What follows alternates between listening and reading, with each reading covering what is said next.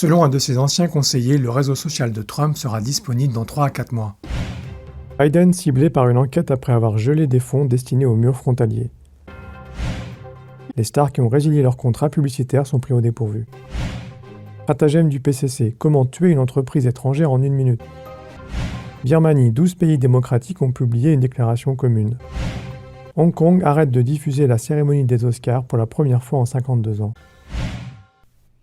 Cory Lewandowski, ancien conseiller de la campagne Trump, souligne lors d'une interview à Newsmax le 27 mars que le média social du président Trump sera bientôt prêt et sera, je cite, un outil de communication interactif. Le président pourra poster des messages sur la plateforme et les gens communiqueront directement avec lui. Fin de citation. Il dit « Avec les géants des réseaux sociaux, si vous n'êtes pas d'accord avec leur logique, ils vous excluent. Nous, ce sera une plateforme où le message du président des États-Unis pourra être présenté à tout le monde. Les gens auront la possibilité de s'engager dans un débat de manière libre, sans crainte de représailles ou d'être ostracisés. » M. Lewandowski a révélé que la nouvelle plateforme de Trump sera disponible dans 3 à 4 mois. À la suite de l'incident du 6 janvier au Congrès, les comptes Facebook et Twitter de Trump ont été bloqués et Trump a déclaré qu'il n'était pas prêt à revenir sur les grands réseaux sociaux. Et que la façon que Twitter a de gérer les choses ne lui a pas du tout donné envie de revenir. Quant à savoir si les nouveaux médias de Trump risquent d'être bloqués, comme ce fut le cas pour Parler, M. Lewandowski annonce que la nouvelle plateforme ne s'appuiera pas sur les serveurs d'Amazon. Il dit « Elle sera entièrement construite de manière à ce que Trump puisse contrôler non seulement la distribution, mais aussi les personnes qui y participent. » Lewandowski a révélé que Trump travaille sur la plateforme depuis longtemps. Selon l'actuel conseiller de Trump, la nouvelle plateforme du président redéfinira complètement le jeu et attirera des dizaines de millions d'utilisateurs. Selon les médias, le Bureau américain de contrôle des actions gouvernementales, le GAO, a lancé une enquête sur la récente action de Biden de geler les fonds destinés aux murs frontaliers. Biden serait en opposition avec la loi, car ces fonds dépendent du Congrès. Le GAO est l'agence gouvernementale du pouvoir législatif, qui fournit des services d'audit, d'évaluation et d'enquête pour le Congrès américain. Il s'agit de la plus haute agence d'audit du gouvernement fédéral américain.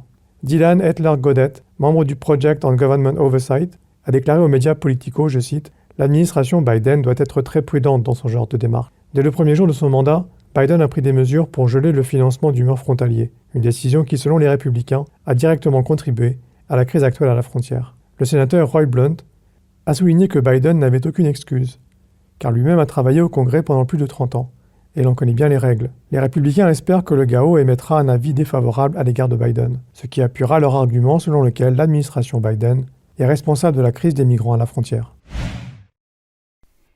Le boycott des marques occidentales instauré par le Parti communiste chinois, le PCC, fait beaucoup parler sur Internet.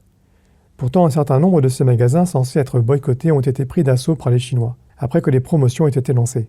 Le 25 et 26 mars, le magasin phare officiel de Nike sur Tmall proposait 2 nouveaux modèles de chaussures, qui se sont arrachés dès leur mise en vente dans la nuit du 26 mars. En plus de Nike, dans une vidéo publiée sur Internet, on voit une longue file d'attente devant un magasin Adidas. La personne qui filme dit, je cite, « On dit aux gens qu'il faut résister et toujours résister, mais regardez tous ces gens à l'intérieur, et ceux qui attendent ne peuvent même pas rentrer. » Fin de citation. Dans une autre vidéo, un grand nombre de jeunes sautent à balustrade et se précipitent dans le magasin. Monsieur Lu, un habitant du Zhejiang, pense que seuls les endoctrinés du PCC font le boycott des marques occidentales. Quant à M. Guo, un résident du Guangzhou, il dit que, à cause de la culture du PCC, de nombreuses personnes ne sont pas au clair et ne savent pas ce qu'elles disent. C'est pareil à tous les échelons. Ceux qui appellent au boycott, mais achètent quand même les produits, sont les mêmes que ceux qui dénoncent les USA, mais y envoient leur famille et leur argent. Pour certains internautes, ces boycotts sont une vraie pub pour ces marques. Dès qu'il y a des soldes, c'est la fièvre acheteuse. Les entreprises boycottées continuent à gagner beaucoup d'argent, mais certaines célébrités pro-PCC qui ont dû mettre fin à leur contrat avec ces marques y ont beaucoup perdu. Par exemple, selon certains rapports, Eason Chan, égérie d'Adidas, risquent de devoir leur verser 60 millions de dollars pour rupture de contrat, soit la sanction la plus élevée parmi les stars connues. Photographié par les médias de Hong Kong lors de sa première apparition depuis l'annonce de la résiliation de son contrat, il avait l'air déprimé. Le 28 mars, Jennifer Zhang, un self-média, a retweeté la vidéo d'un discours de Zhang Zhichao, un professeur militaire d'une entreprise publique du Parti communiste chinois.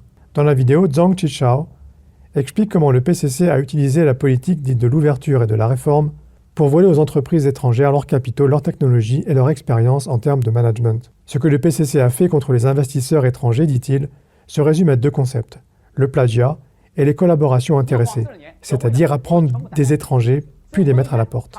Il dit « Cela fait 40 ans qu'on a tout appris et qu'on travaille tout seul maintenant. Voyez, c'est notre usine, notre équipement, notre technologie, notre brevet, notre produit, notre marque, notre marché. Les étrangers sont tous partis. C'est pourquoi nos ministres étrangers Yang et Wang sont en position de force pour négocier avec les États-Unis. Si vous regardez le chemin parcouru depuis 40 ans, on n'a fait qu'une chose, plagier. On est devenu le numéro 1 mondial en copiant de façon barbare. Tous les droits d'auteur, tous les brevets, on n'a fait que copier. Mais soudain, les Américains s'en sont rendus compte. Et maintenant, ils ne se laissent plus faire. Et nous avons aussi appris maintenant que nous sommes au premier rang et qu'il n'y a plus rien à copier. Zhang Deqiao intervient dans 60 universités chinoises réputées. Parmi ses clients figurent notamment les 4 principales banques chinoises et compagnies d'assurance. Avant Zhang Deqiao, d'autres groupes de réflexion du PCC avaient également fait des discours publics et des vidéos qui révélaient les sombres secrets de l'infiltration à grande échelle du PCC aux États-Unis, ainsi que leurs tactiques pour dominer le monde et encercler les États-Unis. Cela avait provoqué un grand émoi. Voice of America a rapporté que dans la soirée du 27 mars, les ministres de la Défense de 12 pays démocratiques, dont les États-Unis, ont publié une rare déclaration commune condamnant l'armée birmane pour son utilisation d'armes mortelles contre les manifestants non armés. Je cite, « Une armée professionnelle doit suivre les normes internationales de conduite et protéger les personnes qu'elle sert, et non pas leur nuire. » Ces pays ont également exhorté les forces armées birmanes à mettre fin à la violence et à œuvrer pour restaurer le respect et la confiance du peuple birman. Cette déclaration fait suite aux nouvelles fusillades de civils en Birmanie samedi. L'armée et la police du Myanmar ont poursuivi leur répression brutale contre les manifestants pro-démocratie. Cette journée a enregistré plus de 100 morts, la plus meurtrière depuis le coup d'État militaire du 1er février. Selon l'agence Reuters, l'armée a intensifié l'utilisation d'armes mortelles samedi en utilisant des avions de chasse pour attaquer un village près de la frontière entre la Thaïlande et la Birmanie. La déclaration commune des 12 ministres de la Défense fait suite à une déclaration de l'Union européenne condamnant la violence et la junte birmane. Le texte dit « La 76e journée des forces armées birmanes restera à jamais dans les mémoires comme un jour d'horreur et de honte. Et le meurtre de civils non armés, y compris d'enfants, est un acte impardonnable. Toutefois, alors que le monde entier condamne les atrocités commises en Birmanie, les autorités communistes chinoises refusent de les critiquer. Elles ont été accusées de les soutenir dans l'organisation du coup d'État. Certains manifestants birmans ont lancé le slogan « Honte à toi, Chine » en signe de protestation. Les Birmans ont également dirigé leur colère contre les entreprises chinoises locales. Les travailleurs birmans de Rangoon ont assiégé le parc industriel de confection KT Garment le mois dernier. Les dommages subis par les entreprises chinoises sur place sont inconnus, en raison du blocage des informations par le Parti communiste chinois et l'armée birmane. La 93e cérémonie des Oscars aura lieu à Los Angeles le 26 avril. Lundi, le gouvernement hongkongais a annoncé qu'il ne diffuserait pas la cérémonie de remise des Oscars, sans toutefois en préciser les raisons. Aux Academy Awards, le film No Cut, qui est basé sur la lutte de Hong Kong contre la Chine, a été présélectionné pour le meilleur film documentaire. La réalisatrice sino-américaine Chloé Zhao, qui était en lice pour le prix du meilleur réalisateur, a également été interdite de séjour sur le continent, en raison de sa nationalité et de ses critiques à l'égard des autorités de Pékin. Il y a quelques jours, le ministère de la propagande du PCC a expressément demandé aux médias officiels de ne pas diffuser les Oscars en direct afin d'éviter toute gêne. Le gouvernement hongkongais a également annoncé lundi qu'il ne diffuserait pas 5 chaînes de télévision qui n'ont pas obtenu de droit de diffusion. C'est la première fois en 52 ans que Hong Kong ne diffuse pas la cérémonie des Oscars. Pan Xiaotao, vétéran des médias de Hong Kong, a écrit un article dans lequel il s'interroge. La télévision de Hong Kong est-elle passée sous le contrôle du ministère chinois de la propagande ?